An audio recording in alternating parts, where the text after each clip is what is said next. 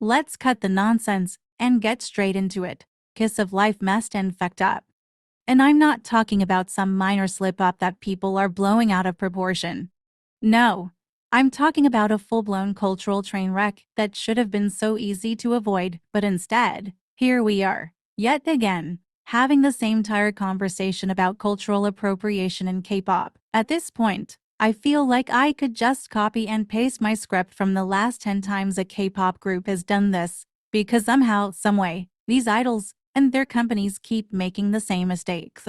And what's even crazier, Kiss of Life has been called out for this before. So, what's the excuse this time? What happened to learning from your mistakes?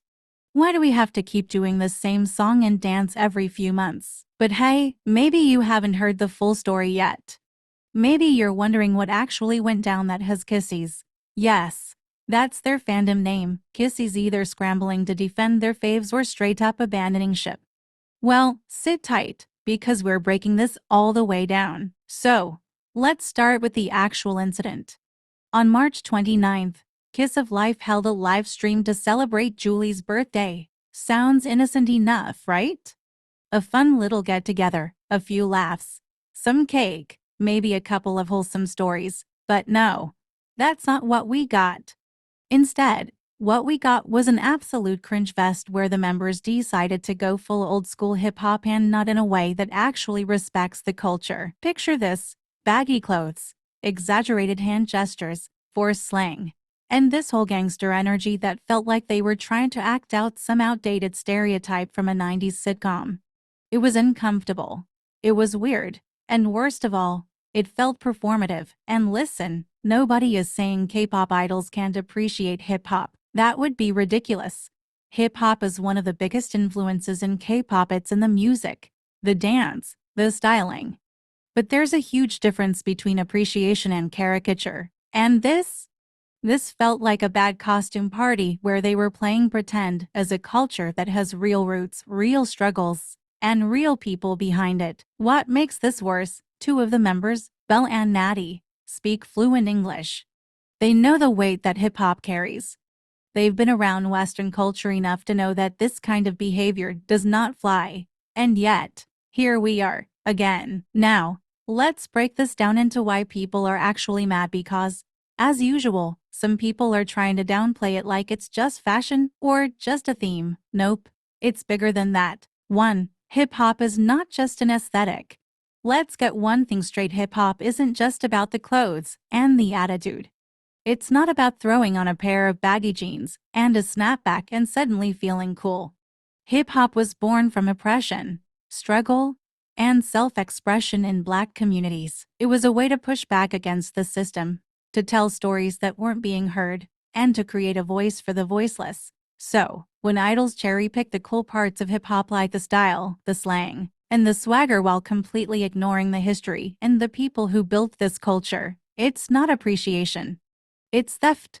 It's using the culture for aesthetic points without actually respecting where it comes from. 2. They've been called out before and didn't learn. This isn't Kiss of Life's first time being accused of cultural insensitivity. They've been called out before for similar issues. They've apologized before. So what's the excuse now? This is where the frustration really sets in. If this was their first offense, maybe people could believe they just didn't know better. But they do know better. They just didn't care enough to stop themselves. 3. Belle's response was, yikes. And if the live stream itself wasn't bad enough, let's talk about Belle's reaction when people started calling them out. Instead of addressing the issue with a little bit of thoughtfulness, she basically begged fans not to leave over this. Now, let's break that down. She didn't say, oh wow, I didn't realize this was offensive. I'll reflect on this. Nope.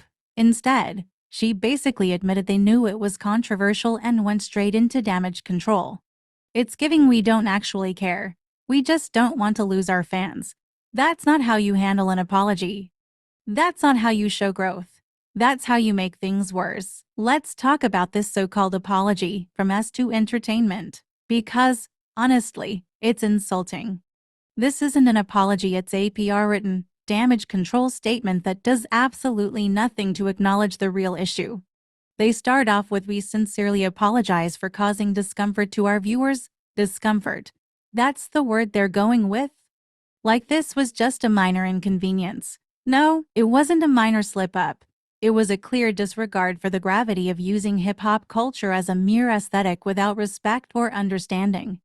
And that discomfort line, it's like they're trying to downplay the whole issue, softening the blow instead of addressing the harm they caused.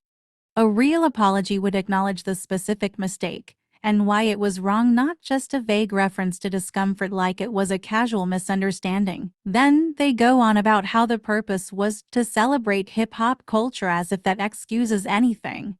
Celebrating a culture isn't just about throwing on some baggy pants and speaking in slang.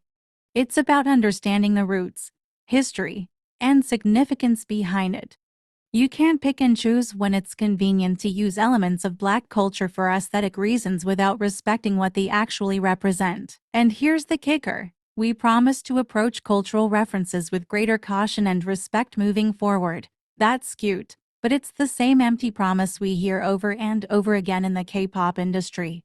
When is the industry going to stop with the generic "we'll do better" and actually start educating their artists on the impact of cultural appropriation? Until we see actual steps taken, like mandatory cultural sensitivity training, real dialogue, and lasting change, these apologies are just an easy way to get through the storm and move on without addressing the root problem. If they were serious, they'd be showing us concrete actions, not just more words. But honestly, it's not just about them anymore. K-pop needs to grow up and stop treating hip-hop like a costume. Because at this point, the excuses have run out. Alright, that's it for today. Let me know what you think in the comments below.